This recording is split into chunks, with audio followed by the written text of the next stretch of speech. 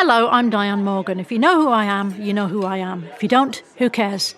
I'm here to explain Italian Time, a holiday phenomenon where Italians throw away their clocks and gather for eternity with San Pellegrino. I've been at this party so long that I've eaten 5 courses, hugged someone's grandma twice, and been offered a job in the family restaurant. So this holiday season, make sure to bring enough San Pellegrino to last you through the meal, the after meal, and the entire goodbye ritual. San Pellegrino, holiday on Italian Time. At LinkedIn, we know hiring is a big deal for your small business. Sometimes it can feel a little overwhelming. LinkedIn uses data that you can't find anywhere else to give you the best candidates, all so you can feel confident you're hiring the best person for the job. And even a little hiring bliss. See why 86% of small businesses who post a job on LinkedIn get a qualified candidate within a day. Post a job for free at linkedin.com/achieve. LinkedIn, your next great hire is here. In Walmart's Newville, time was ticking away. Only a few nights left till the big holiday. But last-minute gifters had no need to worry. Walmart Express Delivery got their gifts in a hurry. From Nintendo to Nespresso and Lego flowers, they could check off their lists in as fast as an hour.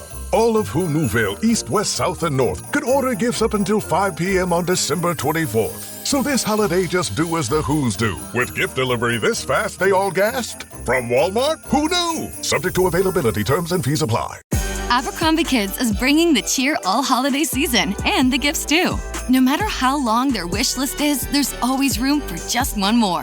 Whether it's a new winter coat, an extra pair of jeans, or cozy matching sweat sets, get gifting with looks they've been waiting for all year. Shop Abercrombie Kids in the app, online, and in stores.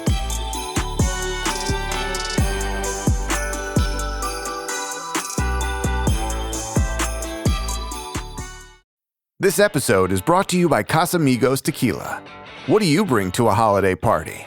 Simple, a bottle of Casamigos. Because nothing gets the party started like a Casamigos margarita, which isn't just for summer.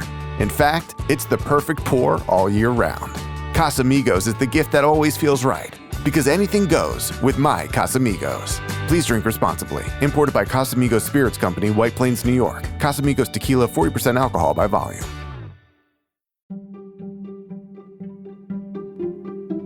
Welcome to the HCI family of podcasts. We're your source for personal, professional, and organizational growth and development. We share our own original research, explore industry trends, and interview executives and thought leaders from across the globe. Join us for practitioner-oriented content around all things leadership, HR, talent management, organizational development, and change management. Maximize your personal and organizational potential with the HCI family of podcasts. Lamell McMorris, welcome to the conversation today. Thanks. The McDonald's snack wrap is back. You brought it back. Ranch snack wrap. Spicy snack wrap. You broke the internet for a snack. Snack wrap is back. Ba-da-ba-ba-ba. Oh, Hilton stay. Your beds are soft and cozy.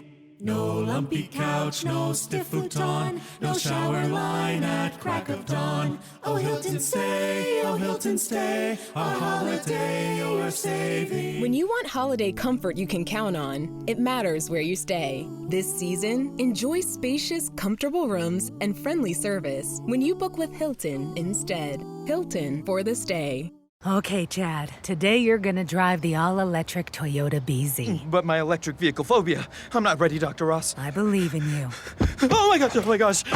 We're inside it.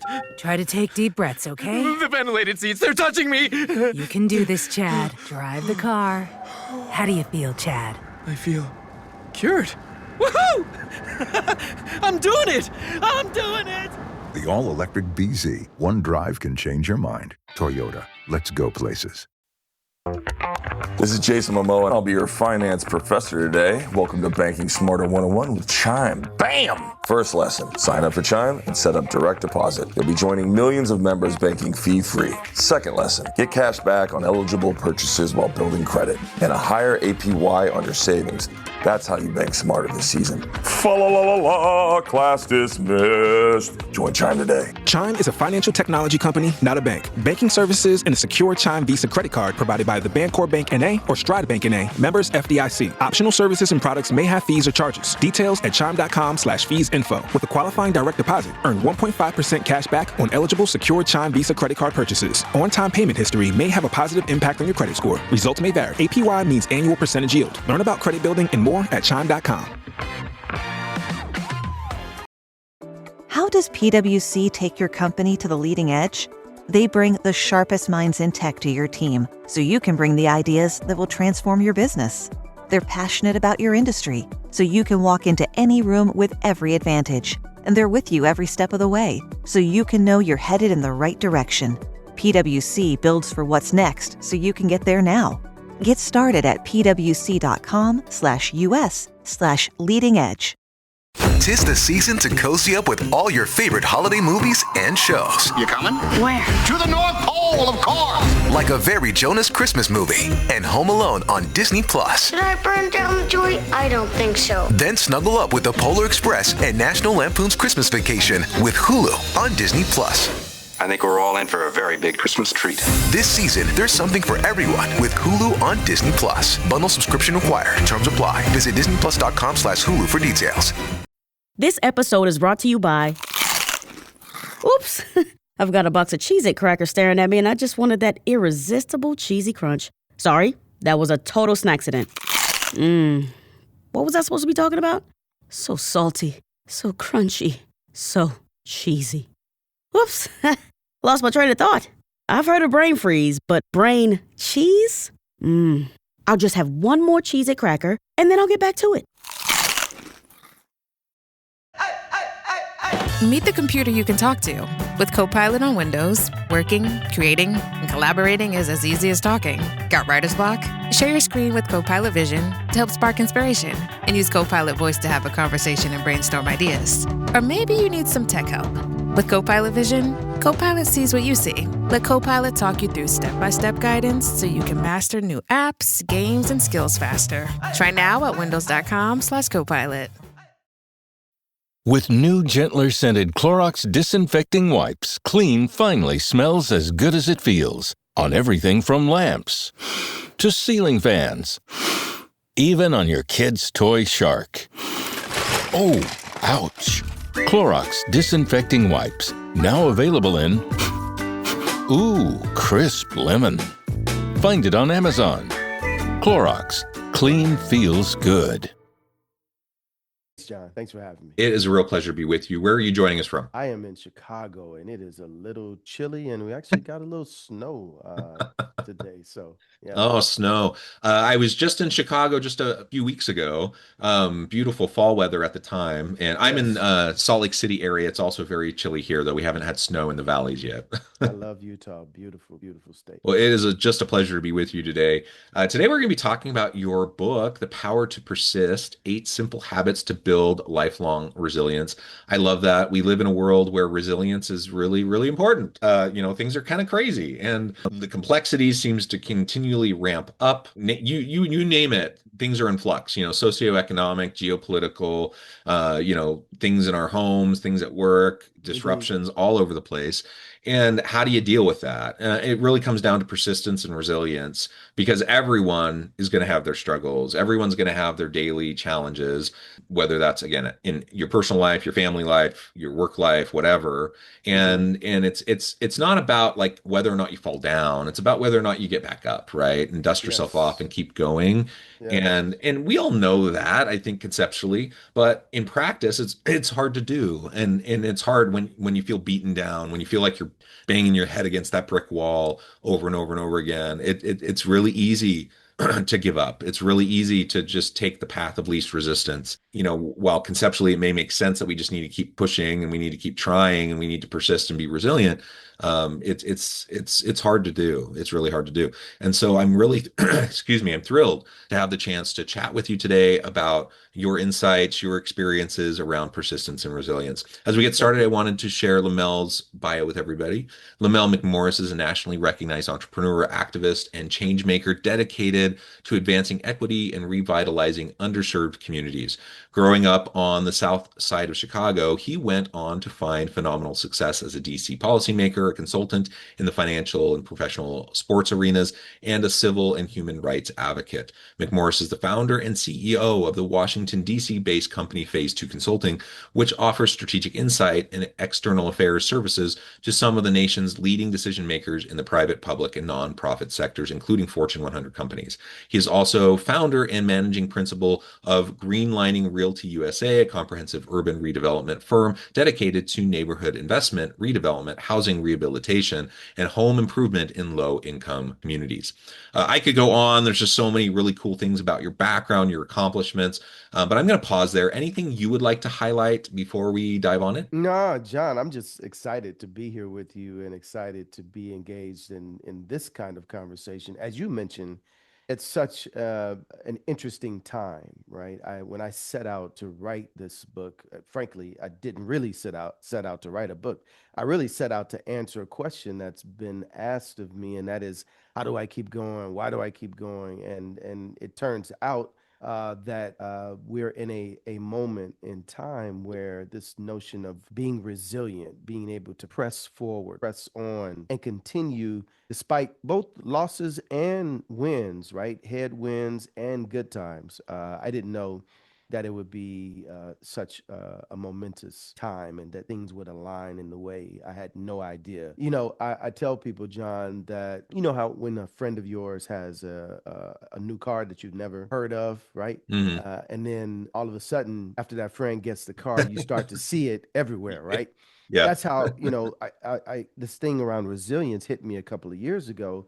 And then whether it's CNBC or ESPN or a movie or a television show, the word resilient and resilience just kept coming up. And I said, I think I'm on to something. I think this is something that people need. And I had no idea we'd be where we are at this moment in time. Yeah. Well, I appreciate that. That's actually one of the first things I always ask authors is like, why this book? Why now? Like, why is this so important? You did a really great job of laying that out for us. And you're right. Like it's a timely topic. It's one that gets a lot of attention. There's a lot of buzzwordy,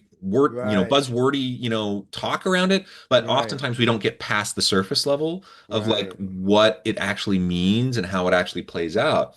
And there's also, just as a caveat at the beginning, like I recognize sometimes we can get into like toxic resiliency or toxic persistence. And I'll just say right on the outset, there are times where you need to protect yourself, you need to have appropriate boundaries. And there are times where it's better to cut and run. Like you do not need to continually put yourself in bad situations.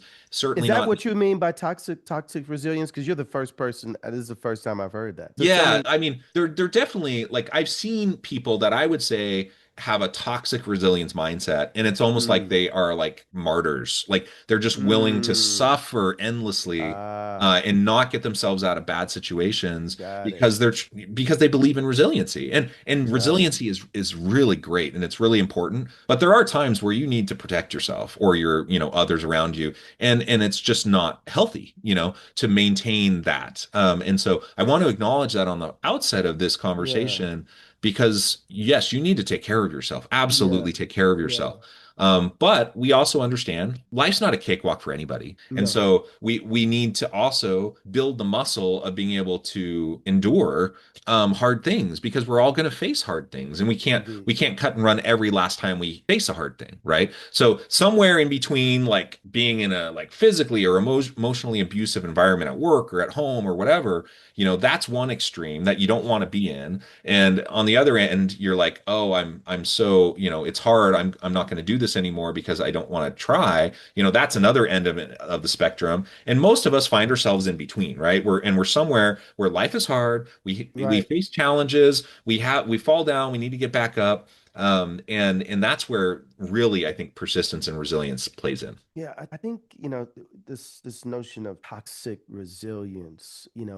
When we talk about in the book The Power to Persist, and this concept of resilience and the 8 habits that I talk about, I hope that you and your listeners see a marriage between resilience and purpose. Yeah. Resilience and not being broken, but perhaps sometimes being bent.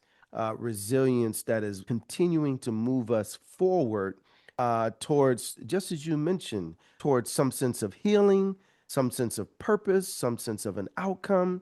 But yeah, this notion of toxic resilience where we take on things that are hurtful, take on things that impel our ability to move forward. That's actually not what I think you and I are talking about today. Yeah, not at all, not at all.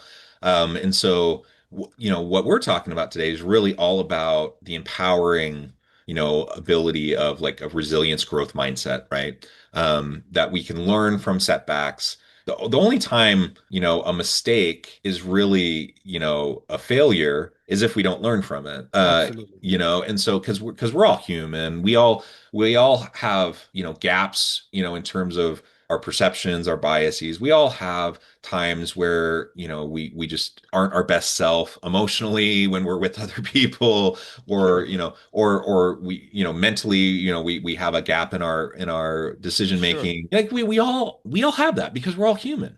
And And and by the way, so acknowledging that is part of a resilient journey, as a matter of fact, that level of vulnerability that you just mentioned, which is hard for business leaders and when you're in charge and you lead, and just even if you're not in charge, it's hard to admit sometimes that, I am hurting. Hey, John, today is just not my day. John, I don't know the answer to all those, and I used to think that and by the way, this is probably the concept out of the eight, if you wanted to know, that is probably the most difficult even for me today, right? This, because there's this element where we feel like we have to demonstrate that we've got it all together, that we've got to put in the world out there this facade that everything is okay. And but in fact, I believe that vulnerability gives us an opportunity not to push people away, but to actually bring people closer to us. And it actually is not confining, John, but it's actually liberating.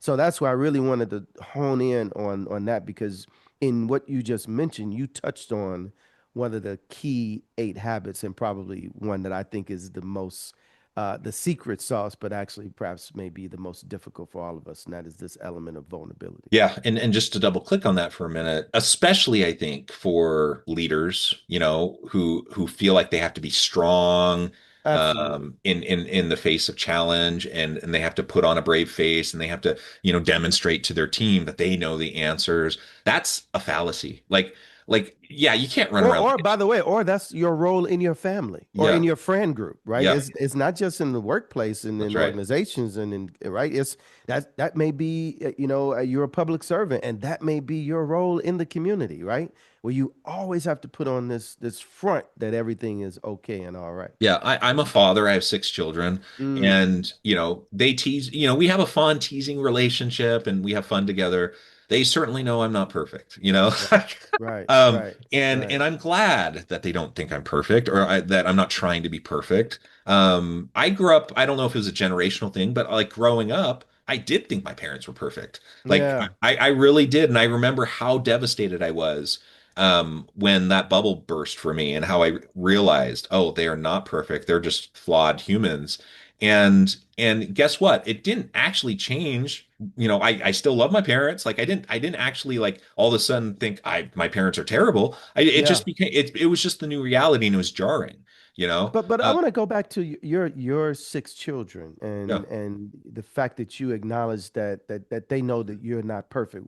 What are the opportunities that exist in that exchange where you get to demonstrate to them that, hey, I'm not perfect. I don't have it all together. What I think it would be helpful for people to know, Yeah. because I think we think about this from a business and a leadership standpoint, but man, I think there's something there as a dad and in your household of six kids, right? Yeah, I mean, first of all, it's just this. I mean, people have different styles of parenting, and I'm Mm-hmm. not here to say one style is better than the other. Mm-hmm. But I do know for my wife and I that, we're not like it's our way or the highway kind of parents. Mm-hmm. That implies, I think, a level of perfection because my way is the right way. You have to do it Right. my way. Whether it's the intention or not of a parent who parents that way, it is implied, that your way is the right way, and Right. that you need to do it that way in order to be successful, to be happy, to be whatever, right? Right. And we just don't approach it that way. So I think from the very get-go, we try to lay a foundation for just like, you know what? We're people, we're human, we're trying to figure this out as we go. We're literally, there's no manual for you kids, and we're trying to build a plane while we're flying it, right? And Right. our Right. job is to keep you safe and to keep you love. You need to feel loved, you need to feel safe. You need to have the opportunity to grow and explore and grow into yourself. So that's kind of the underlying premise of like our approach to parenting. And with that, I just make mistakes. Like there will be Mm. times where I sometimes it's silly. Like sometimes it's just a silly mistake. And I'm just the first to acknowledge, oh, that was a dumb thing to say, or that was Mm-hmm. I probably just did that thing that was annoying to you. I'm sorry. Like sometimes it's silly, but sometimes it's not. Sometimes it's more serious. Yeah. Sometimes I'll do something or say something that hurts someone's feelings, or just creates, some sort of an environment that I don't like, that I don't think they like.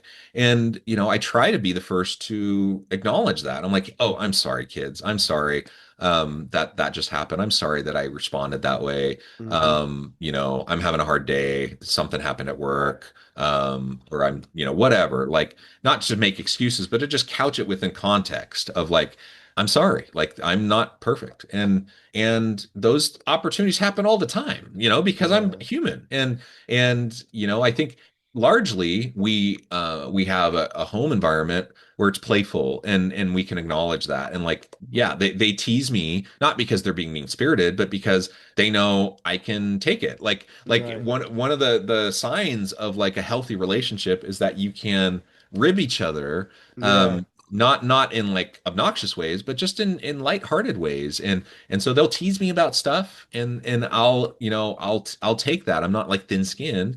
And anyways, I think these are some of the things. Again, I'm not perfect at being vulnerable, but like I think my kids know that I don't claim to know it all. I don't claim to have all the answers, and I just want to help them to be happy and What about this notion of showing emotion? Do you Mm. feel that as dad, that, you can't always show emotion? I think some parents, especially men in the parental dynamic, feel like, that level of vulnerability is like a no-no.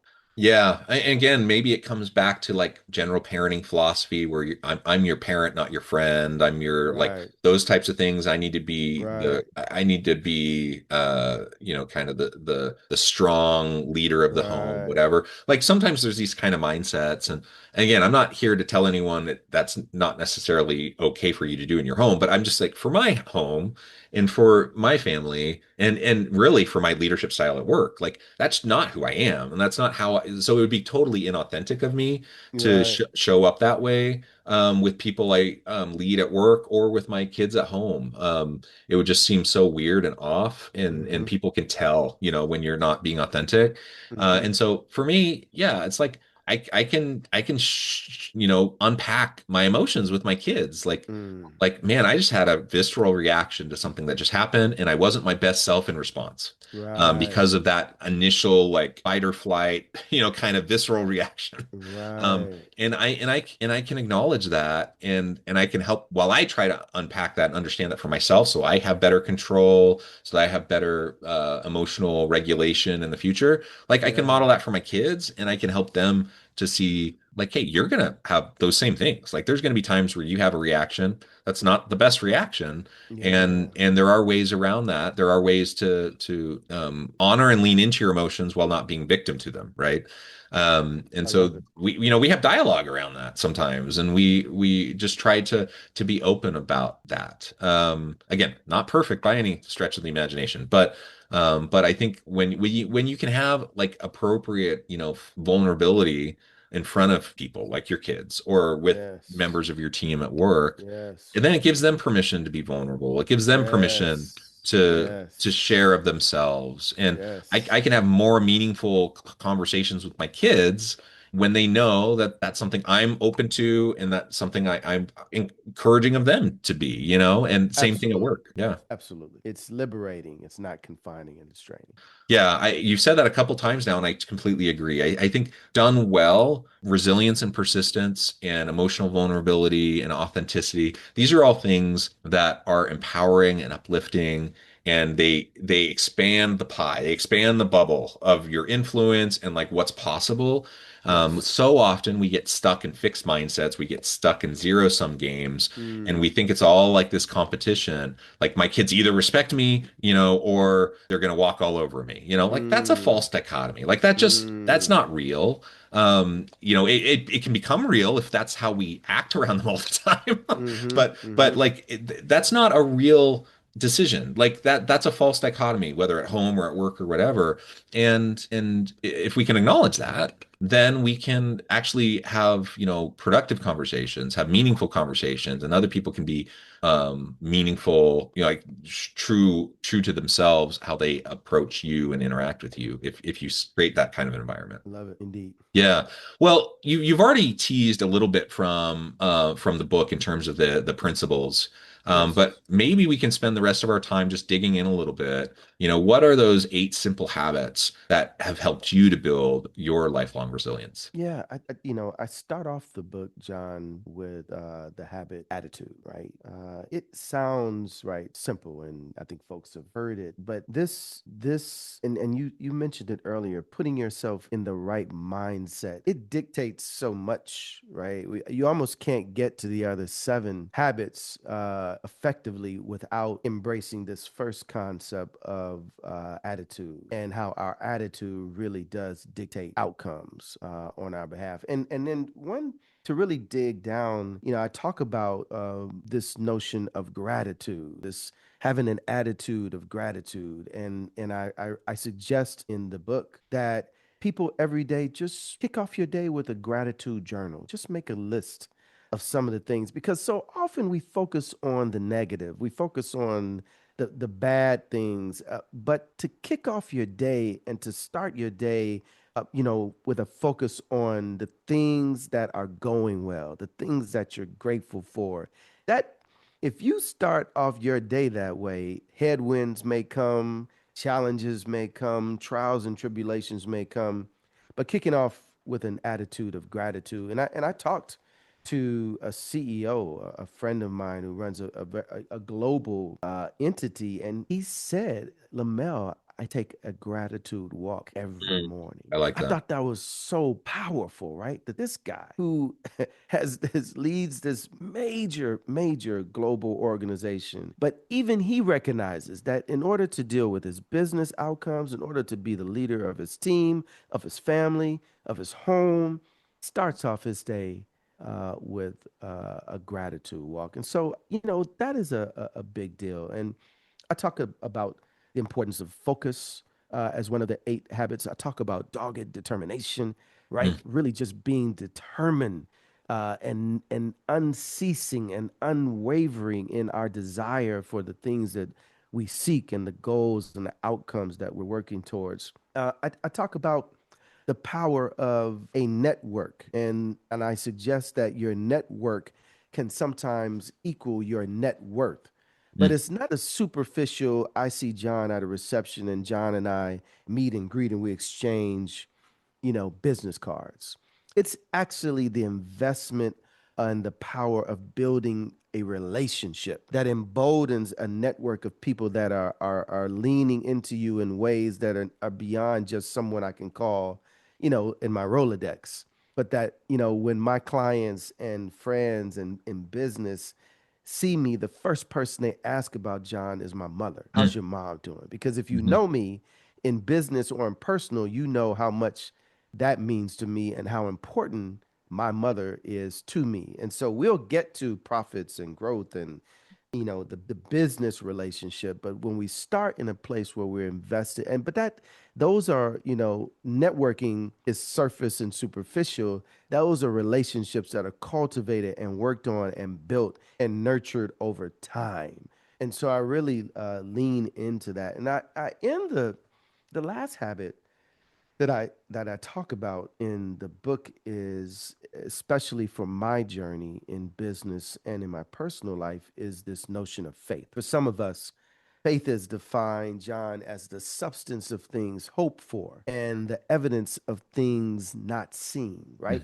And when you're in business, you're constantly working towards things and outcomes that you can't see today, but that you are hoping and working that they come to fruition in the future. And faith, sounds like this, overly religious concept. But what I've tried to impart, especially on young people who are striving and climbing, is when you wake up and look in the mirror in the morning and you realize that you are the substance of things hoped for, that you are the living, breathing faith that we talk about, that you represent the substance and the evidence of things not seen for your family and your friends and the people that you're leading in business and the folks that you're working with in business and the folks who've laid a path and a foundation for you to do. When you realize and have the concept and the mindset that you are the substance of things hoped for, that you are walking,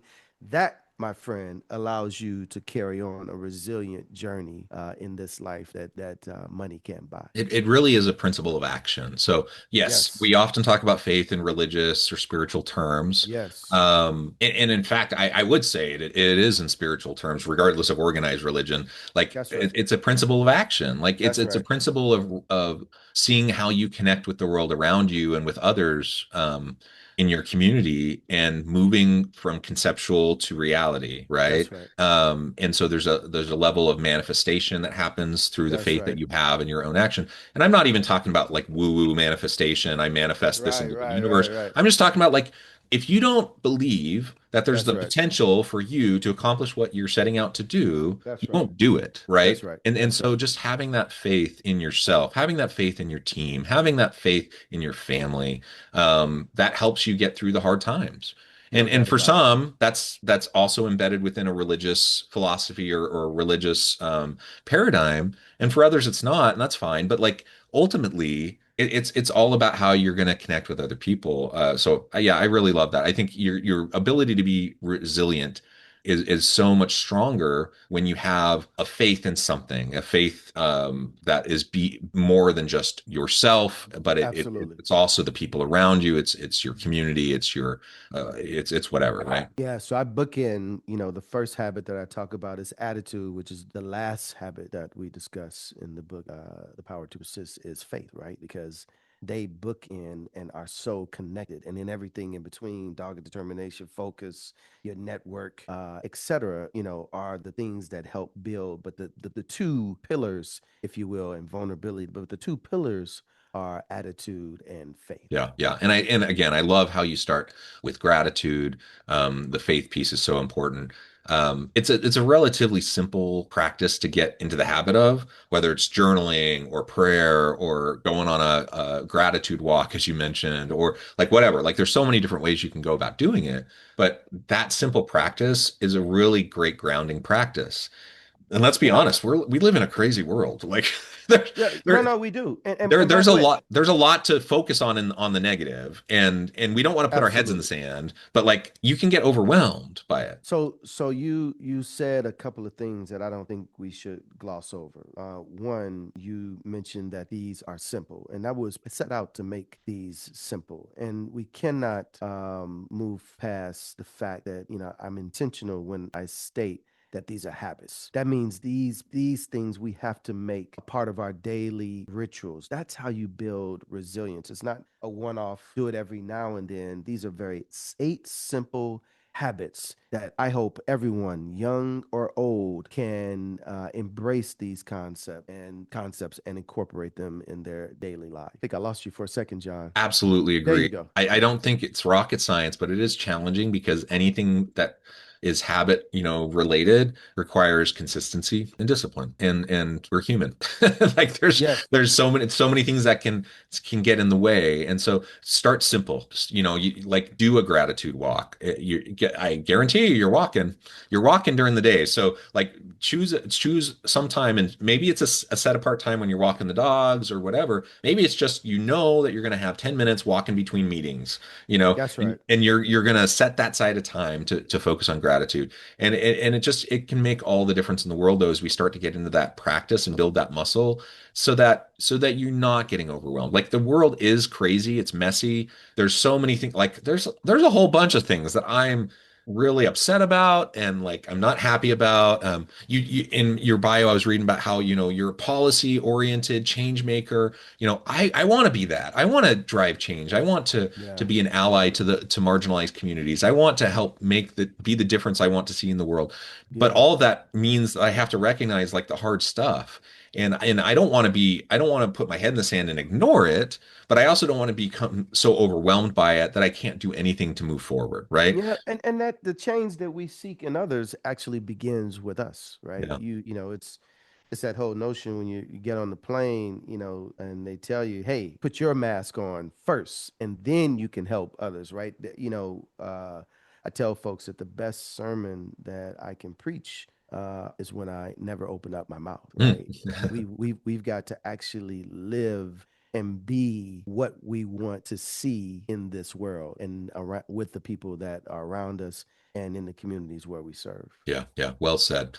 This has just been such a great conversation, Lamell. I really appreciate all of your insights. Great meeting you, John. Yeah, nice to meet you. I note the time. I probably have already kept you too long, but before we wrap up, I want to give you a chance to share with the audience how they can connect with you, find out more about your work, where they can find your book, and then give us the final word for today. Awesome. The book is available everywhere where books are sold. The Power to Persist. Go on Amazon or any platform where books are sold. We also have a podcast. I'm actually speaking to you, John, from the basement of my childhood home. My mom is right upstairs.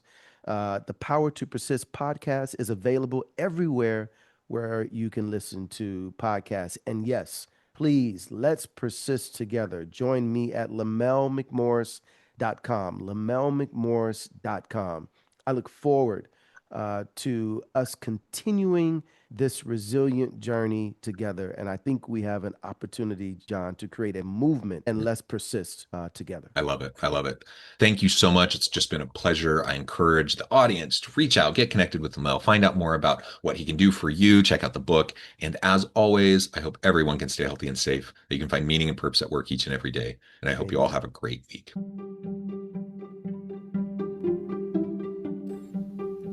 Thanks for joining us for this episode of the podcast.